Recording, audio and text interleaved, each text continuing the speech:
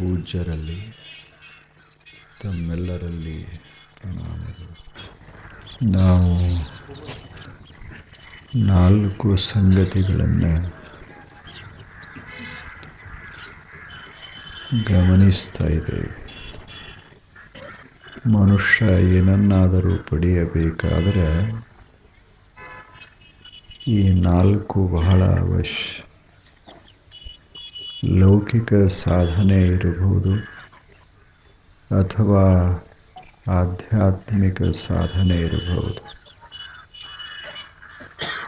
ಅದಕ್ಕೆಲ್ಲ ಈ 4 ಸಂಗತಿಗಳು ಬಹಳ ಅವಶ್ಯ.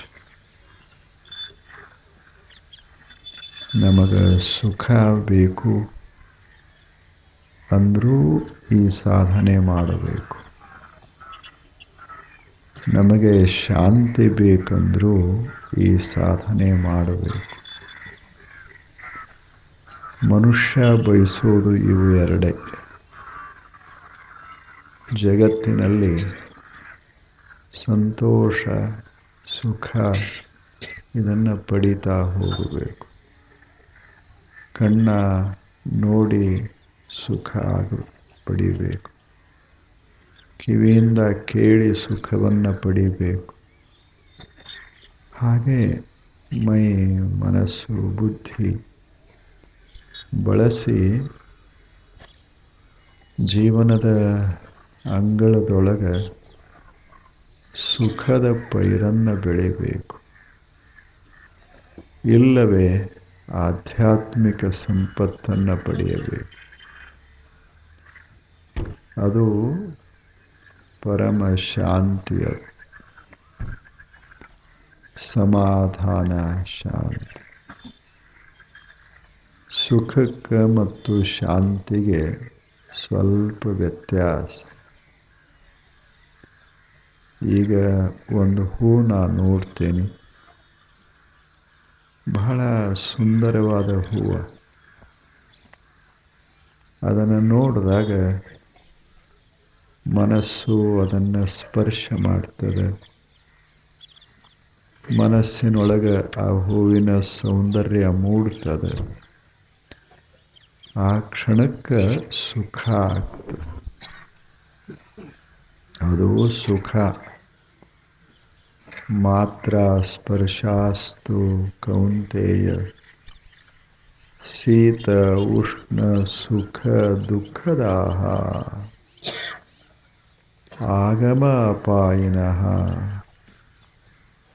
ಇದು ಸುಖ.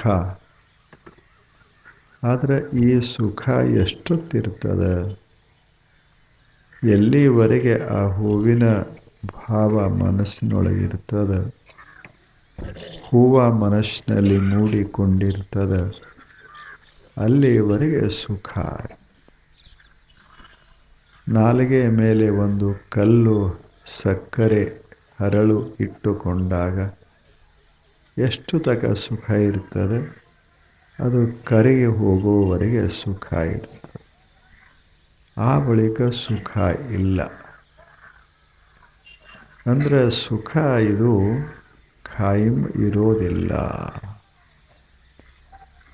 ಕೇಳಿದಾಗ ಸುಖ, ಕೇಳೋದು ನಿಂತಾಗ ಇಲ್ಲ.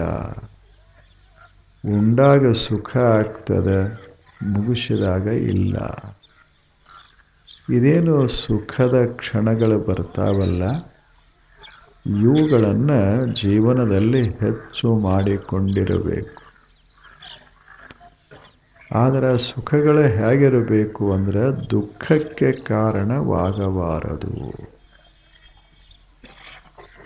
ಕೆಲವು ಸುಖಗಳು ಹೇಗದಾವ, ಸುಖ ಪಡೆದಾಗ ಸುಖ ಅನ್ನಿಸ್ತಾವ, ಮರುಕ್ಷಣದಲ್ಲಿ ಅವು ದುಃಖಕ್ಕೆ ಕಾರಣ ಆಗ್ತವೆ. ಅಂಥ ಸುಖ ಬೇರೆ. ಸುಖ ದುಃಖಕ್ಕೆ ಕಾರಣವಾಗದಂತೆ ಇದ್ದರೆ ಆ ಸುಖ ಬೇರೆ. ಈಗದ ಅಲ್ಲ, ಒಂದಿಷ್ಟು ಸೂರ್ಯನ ನೋಡ್ತೇವೆ, ಒಂದಿಷ್ಟು ಆಕಾಶದಾಗ ಮೇಘ ನೋಡ್ತೇವೆ. ಎಲ್ಲ ಥರದ ಬಣ್ಣಗಳು ಆಕಾಶದಲ್ಲಿ ಸುಳಿದಾಡ್ತಾ ಇರ್ತಾವ. ಹನಿ ಹನಿ ಆಗಿ ಆಗೊಂದು ಹನಿ ಈಗೊಂದು ಹನಿ ಮೈ ಮೇಲೆ ಬೀಳ್ತಾ ಇರ್ತದೆ. ತಂಪು ಗಾಳಿ ಮೈಗೆ ಹತ್ತಾ ಇರ್ತದೆ. ಎಷ್ಟು ಸುಖ ಅಲ್ಲೇ. ಇದರಿಂದ ಏನು ದುಃಖ ಆಗೋದದ? ಇದರಿಂದ ಏನು ದುಃಖ ಆಗೋದದ? ನೋಡಿದಷ್ಟು ಸುಖ ಅನಿಸ್ತದೆ. ಇಂಥ ಸುಖಗಳಿಗೆ ಸಾತ್ವಿಕ ಸುಖಗಳು ಅಂತ ಕರೀತಾರೆ. ಇವು ಸಾತ್ವಿಕ. ಈಗ ಸಿಗಾರೇಟು ಸೇದಿದಾಗೂ ಸುಖ ಆಗ್ತದೆ, ಆಗುವುದಲ್ಲೇ? ಹೊಗೆ ತಗೊಂಡಾಗ, ಹೊಗೆ ಬಿಟ್ಟಾಗ ಎಷ್ಟು ಮಜಾ ಅನ್ನಿಸ್ತಿರ್ತದೆ. ಆದರೆ ಅದರ ಪರಿಣಾಮ ಹಾಗಿಲ್ಲ, ಅದು ದುಃಖಕ್ಕೆ ಕಾರಣ ಆಗ್ತದೆ. ಈಗೇನರೇ ತಿಂತೇವೆ, ಅದು ತಿನ್ನುವಾಗ ಎಷ್ಟು ಸುಖ. ಚೀಟಿ ಬಿಚ್ಚಿ ಹರಿದು ಬಾಯಿಯೊಳಗೆ ಹಾಕ್ಕೊಂಡಾಗ ಏನು ಸುಖ ಆಗ್ತದೆ. ಆದರೆ ಆ ಸುಖ ಮುಂದೆ ಹೋಗಿ ಏನಾಗ್ತದೆ? ದುಃಖಕ್ಕೆ ಕಾರಣ ಆಗ್ತದೆ. Smoking is injurious to health. ಎಲ್ಲೇನು? ಅದು ದೇಹಕ್ಕೆ ತೊಂದರೆ ಕೊಡ್ತದೆ, ದುಃಖಕ್ಕೆ ಕಾರಣವಾಗ್ತದೆ. ಈಗ ಎರಡು ಸುಖಗಳಿವು. ಒಂದು ಸುಖ ಉಂಟು ಮಾಡ್ತದೆ, ಬರೀ ಸುಖ ಇರ್ತದೆ, ಕೆಡಿಸೋದಿಲ್ಲ. ಇನ್ನೊಂದು ಸುಖ ಬಹಳ ತೊಂದರೆ ಕೊಡ್ತದೆ, ದುಃಖಕ್ಕೆ ಕಾರಣ ಆಗ್ತದೆ. ಹೀಗೆ ಜೀವನದಾಗ ಎರಡು ಥರದ ಸುಖಗಳದಾವ. ಇಂಥ ಸುಖದಲ್ಲಿ ಯಾವ ಸುಖವನ್ನು ಪಡೆಯಬೇಕು ಅನ್ನೋದನ್ನು ನಾವು ನಿರ್ಧರಿಸಬೇಕು. ಅದನ್ನು ನಾವು ನಿರ್ಧಾರ ಮಾಡೋದು, ಇದನ್ನೇ ಪಡೆಯೋದು. ದುಃಖಕ್ಕೆ ಕಾರಣವಾದ ಸುಖವನ್ನು ಪಡೆಯೋದಿಲ್ಲ. ಸಾಧ್ಯವಾದಷ್ಟು ಅದನ್ನು ತಪ್ಪಿಸೋದು. ಒಳ್ಳೆಯದನ್ನು ನೋಡ್ತಾ ಹೋಗೋದು, ಒಳ್ಳೆಯ ಮಾತುಗಳನ್ನು ಆಡ್ತಾ ಹೋಗೋದು, ಒಳ್ಳೆಯದನ್ನು ಕೇಳ್ತಾ ಹೋಗೋದು, ಒಳ್ಳೆಯದನ್ನು ತಿಂತಾ ಹೋಗೋದು, ಇವೆಲ್ಲ ಒಳ್ಳೆಯ ಸುಖಗಳು. ಇವಕ್ಕೆ ಪ್ರೇಯಸ್ ಅಂತಾರೆ. ಅಂದರೆ ಬಹಳ ಪ್ರಿಯವಾದ ಸಂಗತಿಗಳಿವೆ. ಇವುಗಳನ್ನು ಮಾಡಬೇಕೇ ವಿನಃ ದುಃಖಕ್ಕೆ ಕಾರಣವಾದ ಯಾವ ಸುಖವನ್ನೂ ನಾವು ಆದಷ್ಟು ಮಾಡಬಾರದು. ಇದು ಸಾತ್ವಿಕ ಸುಖ. ಇದನ್ನು ಪಡೆಯಬೇಕಾದರೆ ನಮಗೆ 4 ಸಂಗತಿಗಳು ಬೇಕಾಗ್ತವೆ. ಇವು 4 ಸಂಗತಿ ಬೇಕು. ಏನು ಬೇಕು? ಯಾವುದು ಸಾತ್ವಿಕ ಸುಖ, ಯಾವುದು ಸಾತ್ವಿಕ ಸುಖ ಅಲ್ಲ ಅನ್ನೋದರ ಸ್ಪಷ್ಟ ಜ್ಞಾನ ಬೇಕು. ಯಾವುದರಿಂದ ನಮಗೆ ಹಿತ ಆಗ್ತದೆ, ಯಾವುದರಿಂದ ಅಹಿತ ಆಗ್ತದೆ, ಅದರ ಜ್ಞಾನ ಬೇಕು. ನನಗಷ್ಟೇ ಅಲ್ಲ, ನನ್ನ ಸುತ್ತಮುತ್ತ ಇರುವ ಏನು ಪರಿಸರದ ಜನಾಂಗದ, ಅದಕ್ಕೆ ಯಾವುದು ದುಃಖ ಕೊಟ್ಟೀತು, ಯಾವುದು ಹಿತ ಉಂಟು ಮಾಡೀತು, ಇದನ್ನು ಸ್ವಲ್ಪ ಯೋಚಿಸಬೇಕು. ಏನೇ ಕೊಡಬಹುದು, ಒಂದು ಪುಕ್ಕಟ ವಸ್ತು ಕೊಡಬಹುದು, ತಗೊಳ್ಳುವಾಗ ವಿಚಾರ ಮಾಡು. ಇದರಿಂದ ಹಿತ ಆದೀತೋ ಅಹಿತ ಆದೀತು, ಮುಂದೆ ಆಲೋಚನಾ ಮಾಡು.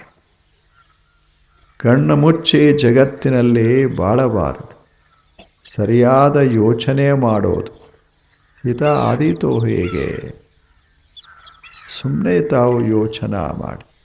ಇದನ್ನು ತಿಂದರೆ, ಇದನ್ನು ಕೇಳಿದರೆ, ಇದನ್ನು ನೋಡಿದರೆ ನನಗೆ ಮತ್ತು ನನ್ನವರಿಗೆ ಹಿತ ಆದೀತೋ ಹೇಗೆ?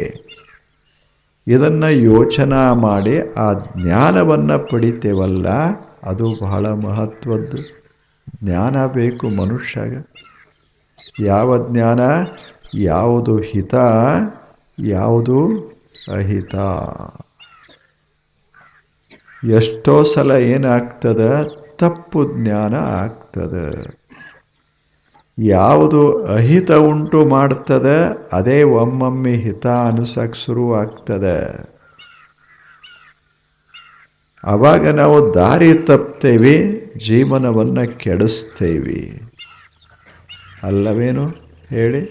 ಇತಿಹಾಸದ ಪುಟಗಳನ್ನು ನೋಡಿ ಎಂಥೆಂಥವು ವಿಚಾರ ಮಾಡಲಾರ್ದಕ್ಕೆ ಜಗತ್ತ ಕಷ್ಟಕ್ಕೆ ಒಳಗಾಯಿತು. ವಿಚಾರ ಮಾಡಲಾರದೆ ಯುದ್ಧಗಳಂದ್ರೆ ಏನು? ಲಕ್ಷಾಂತರ ಜನ ಪ್ರಾಣ ಬಿಡ್ತಾರೆ, ಸಂಪತ್ತನ್ನು ನಾಶ ಮಾಡ್ತಾರೆ. ಯುದ್ಧಗಳವು. ಆದರೆ ಯುದ್ಧಸ್ಯ ವಾರ್ತಾ ರಮ್ಯ. ಹೇಳಾಗ ಏನು ಹೇಳ್ತೇವೆ? ಏನು ಅದ್ಭುತ ಯುದ್ಧದ ವಾರ್ತಾ ಕೇಳಬೇಕು. ಯುದ್ಧದ ವಾರ್ತಾ ಅಂದ್ರೇನು? ಜಗಳದ ವಾರ್ತಾ ಅಷ್ಟೇ ಅಲ್ಲ. ಏನದ ಜಗಳದ ವಾರ್ತಾದಾಗ? ಅವರು ಬೈತಾರೆ, ಇವರು ಪ್ರತಿಯಾಗಿ ಬೈತಾರೆ. ಅವರು ಬಡಿಗೆ ಬಳಸ್ತಾರೆ, ಇವರು ಕೊಡ್ಲಿ ಬಳಸ್ತಾರೆ. ಇಬ್ಬರು ಕೂಡಿ ಹೋಗ್ತಾರೆ. ಇದೇ ಅಲ್ಲಿ ಜೀವನ. ಇದಕ್ಕದ ಅವಾಗ ಒಳ್ಳೆ ಹುರುಪ ಇರ್ತದೆ. ನೋಡೋರು ಸಹಿತ ಒಳ್ಳೆ ಹುರುಪ ತುಂಬ್ತಾರೆ. ಬಿಡಬೇಡ ಇವ್ರು ನೋಡೋರು, ಇವ್ರು ಹೋದ್ರೆ ಅವ್ರಿಗೇನು ಹೇಳಿ? ಚೆನ್ನಾಗಿರಬೇಕು ಮನುಷ್ಯ. ಜೀವನ ಅಂದರೆ ಇಷ್ಟು ಕ್ಷುಲ್ಲಕೇನು? ಪ್ರತಿ ಕ್ಷಣ ಸುಂದರವಾದ ಅನುಭವಗಳನ್ನು ಮಾಡಿಕೊಳ್ಳೋದಕ್ಕಾಗಿ ಈ ಜಗತ್ತಿಗೆ ಬಂದಿದ್ದು. Like a skylark we came to this world, not to fight but to sing beautiful songs. ಎದಕ್ಕೆ ಬಂದಿತ್ತು? ಆಕಾಶದ ಹಕ್ಕಿ ಇದು. ಜೀವನ ಅಂದರೆ, ಜೀವ ಅಂದರೆ ಆಕಾಶದ ಹಕ್ಕಿ. ಎತ್ತರ ಏರಬೇಕು, ಜಗತ್ತನ್ನು ಕಣ್ಣಾರೆ ನೋಡಬೇಕು. ಎಂಥ ಸಾಗರಗಳು, ಎಂಥ ಬೆಟ್ಟಗಳು, ಏನು ಹರಿವ ನದಿಗಳು, ವಿಸ್ತಾರವಾದಂಥ ಭೂಪ್ರದೇಶ. ಎಲ್ಲವನ್ನ ನೋಡಬೇಕು, ಸಂತೋಷ ಪಡಬೇಕು. ಹಿತ. ಇದರಿಂದ ಹಿತ ಆಗ್ತದ ಜೀವನಕ್ಕೆ. ಒಬ್ಬನಿಗೆಲ್ಲ ಎಲ್ಲರಿಗೂ ಹಿತ ಆಗ್ತದೆ. ಇಂಥ ಅಭಿರುಚಿಗಳನ್ನು ಬೆಳೆಸಿಕೊಳ್ಳೋದೇ ಪ್ರಿಯ ಸಾಧನ. ನಾವು ಇಂಥವು ಬಹಳದಾವ. ಸಾತ್ವಿಕ ಸುಖಗಳಂತ ಕರೀತಾರೆ. ಇಂಥವು ಸಾವಿರಾರು. ಎಲ್ಲಿ ಖರ್ಚಾಗೋದಿಲ್ಲ. ಆದರೆ ಯಾವುದರಿಂದ ನಮಗೆ ಸುಖ, ಅತ್ಯಂತ ಸುಖ ಉಂಟಾಗ್ತದೆ, ನಿಜವಾದ ಸುಖ ಉಂಟಾಗ್ತದೆ, ಅಂಥ ಸಂಗತಿಗಳನ್ನು ಮಾಡ್ಕೋತಿರು. ನಾವು ವಿಚಾರವಂತರಾಗಬೇಕು. We must be rational. ಇಲ್ಲೇನು ಸರಿಯಾದ ದೇವರು ತಲೆ ಕೊಟ್ಟಾನಂದಾಗ ಬಳಸಬೇಕು ಸರಿಯಾಗಿ. ಯಾವುದು ಹಿತ ಅಹಿತ ಇದರ ಜ್ಞಾನ ಮಾಡಿಕೊಳ್ತೇವಲ್ಲ, ಇದಕ್ಕೆ ಮೊದಲನೇದ್ದು ಜ್ಞಾನ. ಇದು ಜ್ಞಾನ ಬಹಳ ಮಹತ್ವದ್ದು. ಸರಿಯಾದ ತಿಳುವಳಿಕೆ ಇರಬೇಕು. ಅದನ್ನು ತನಗೆ ಗೊತ್ತಿಲ್ಲ ಅಂದರೆ ಬಲ್ಲವರಿಂದ ತಿಳ್ಕೋಬೇಕು. ನಮಗೆ ಎಲ್ಲ ಎಲ್ಲಿ ಗೊತ್ತಿರ್ತದ ಹೇಳಿ? ಎಷ್ಟೋ ಸಂಗತಿಗಳು ನಮಗೆ ಗೊತ್ತಿರೋದಿಲ್ಲ. ಆದ್ದರಿಂದ ಅದರಲ್ಲಿ ಹೋಗಿ ದುಃಖಕ್ಕೆ ಒಳಗಾಗ್ತೀವಿ. ಸ್ವಲ್ಪ ಕೇಳೋದದ, ಹೋಗಬೇಡ, ಇಲ್ಲಿ ಹೋಗಬೇಡ ಅಂತ ಯಾರಾದರೂ ಬಲ್ಲವರು ಹೇಳಿದರೆ ಸ್ವಲ್ಪ ಕೇಳು. ಒಂದು ಕ್ಷಣ ನಿಂತು ಕೇಳು. ಇವರು ಹೇಳೋದು ಸರಿಯೇ ತಪ್ಪೇ ಅಂತ ನೀನೂ ವಿಚಾರ ಮಾಡು. ಅದು ಸರಿ ಇತ್ತಂದರೆ ಒಪ್ಪಿಕೋ. ಯಾಕೆ? ನಿನ್ನ ಜೀವನ ಚೆಂದಾಗಬೇಕಲ್ಲ. ಸುಮ್ಮನೆ ಕ್ಷಣಗಳನ್ನು ಯಾಕೆ ಅಲ್ಲೊಂದಿಷ್ಟು 4 ಕ್ಷಣ ಇಲ್ಲೊಂದು 4 ಕ್ಷಣ ಚೆಲ್ತಾ ಹೋಗ್ತೀಯಾ ಈ ಜಗತ್ತಿನಲ್ಲಿ? ಹೇಳು. ನಾವು ಎದಕ್ಕೆ ಬಂದೇವಿ? ಇಲ್ಲೇ ಎದಕ್ಕೆ ಬಂದೇವಿ? ಭಾಳ ಚಲೋ ಒಂದು ಮಾತು ಹೇಳ್ತಾರೆ. ನಾವು ಈ ಜಗತ್ತಿಗೆ ಬಂದಿದ್ದು ಜಗತ್ತ ಅನ್ನೋದನ್ನು ನೋಡೋದಕ್ಕಾಗಿ, ಜಗತ್ತನ್ನು ತಿದ್ದೋದಕ್ಕಲ್ಲ, ನೋಡೋದಕ್ಕೆ. It is A festival. I have had my invitation to this world's festival. Thus my life has been fulfilled. Really, I have seen and I have heard. My eyes have seen, my ears have heard.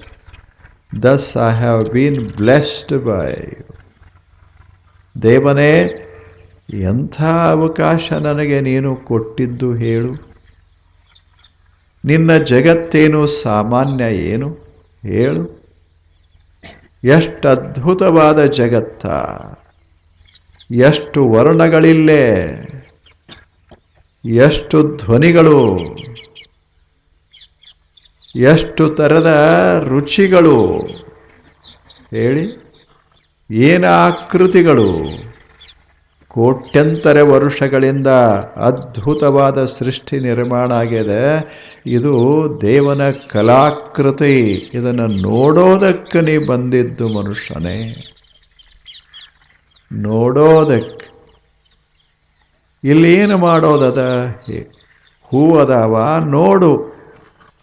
ಬರೇ ಸಂಗ್ರಹ ಮಾಡೋದಲ್ಲ, ನೋಡೊಂದಿಷ್ಟು. ಕಣ್ತುಂಬ ನೋಡು.